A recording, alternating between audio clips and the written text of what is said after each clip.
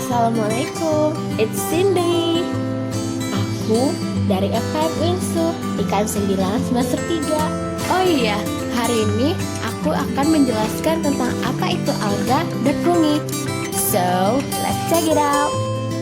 Apa sih pengertian alga itu? Alga atau ganggang merupakan protista eukariotik yang bertalus, memiliki pigmen dan klorofil. Alga ada yang uniseluler dan multiseluler. Habitatnya ada di air ataupun tempat basah sebagai epifit maupun endofit.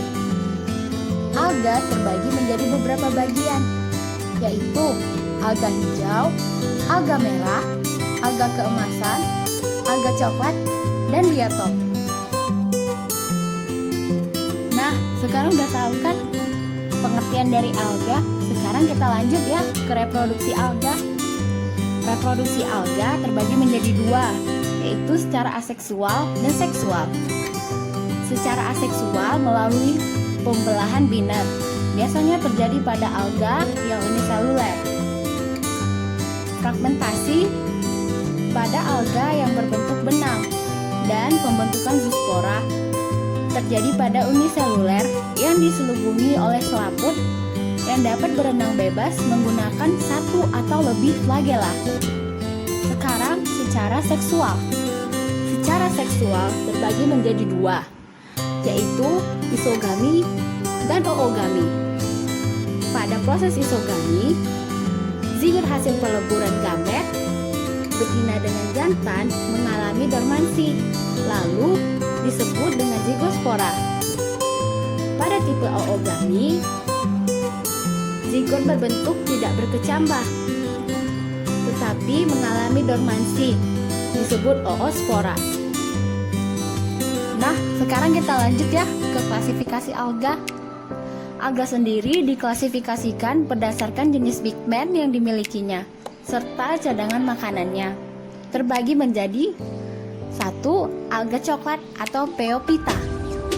Alga coklat mempunyai pigmen fukosantin yang lebih dominan.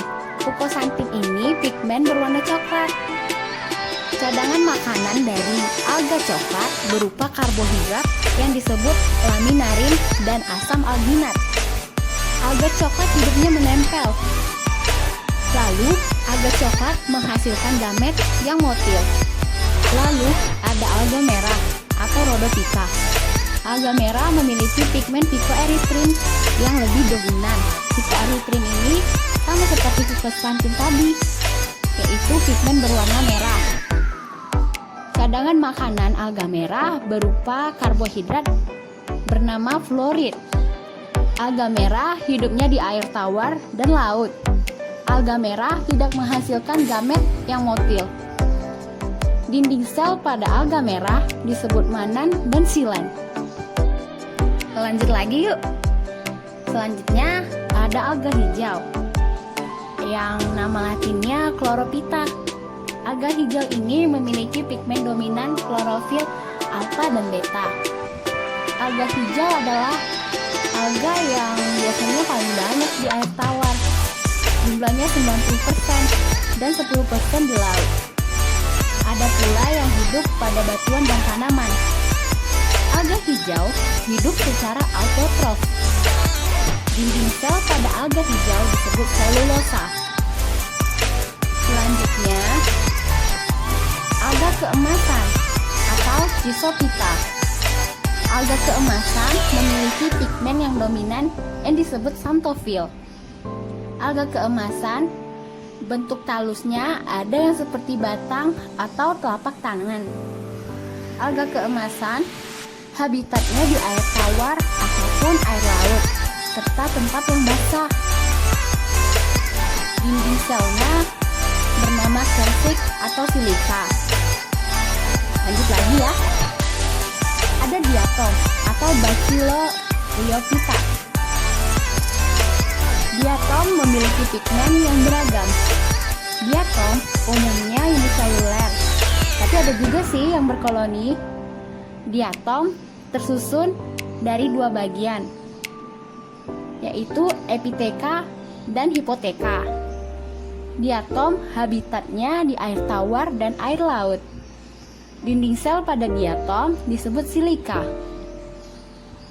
Alga memiliki peranan masing-masing, seperti pada alga coklat yang berperan dalam fitoplankton pada ekosistem air, asam alginat dalam industri makanan, serta pupuk. Alga merah berperan pada bahan pembuatan agar-agar dan sup.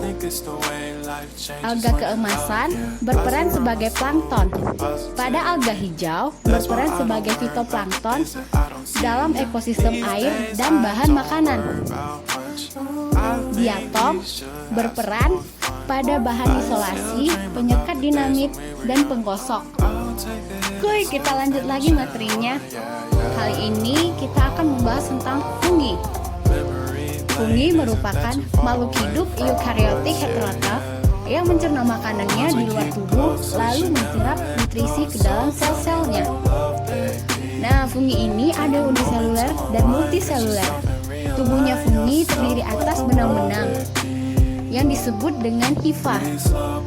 Fungi memiliki dinding sel yang tersusun dari zat kitin. Fungi pada hifa dapat membentuk anyaman bercabang-cabang yang disebut miselium.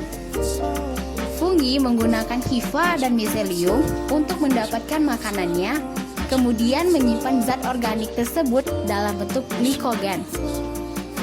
Fungi memiliki sifat heterotrof saprofit, yang mana memperoleh zat organik dari sisa-sisa organisme yang mati.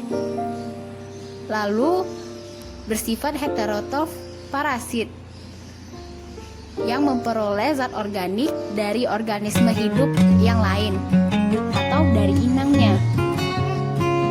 Lalu di mana ya habitat fungi?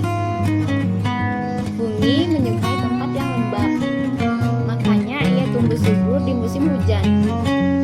Dan fungi ini bisa ditemukan hampir di semua tempat yang ada materi organiknya. Zygomicota. Pada zygomicota, hifanya tidak bersekat, melakukan reproduksi secara seksual dan aseksual.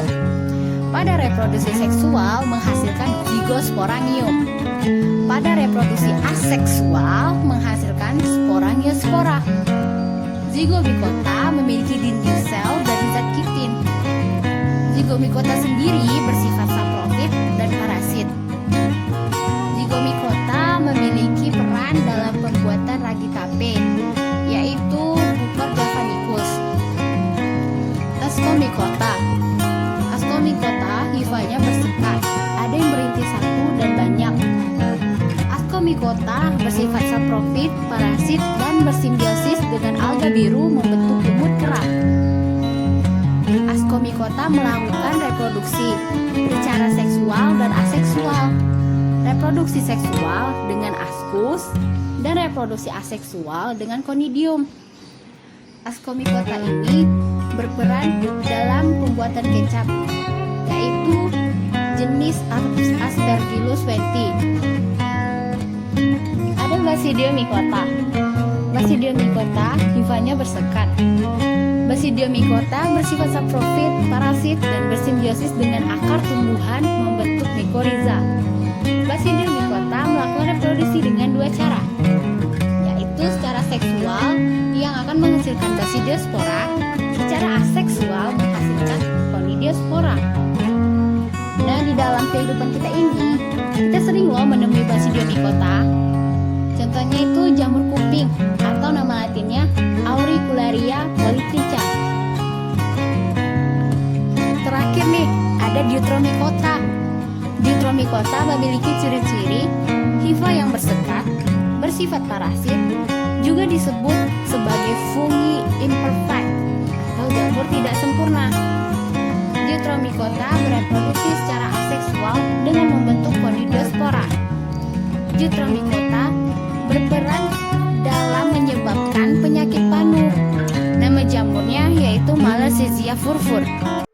Sekian dulu ya pembahasan kita hari ini. Terima kasih buat yang udah nonton. Cheerio, assalamualaikum warahmatullahi wabarakatuh.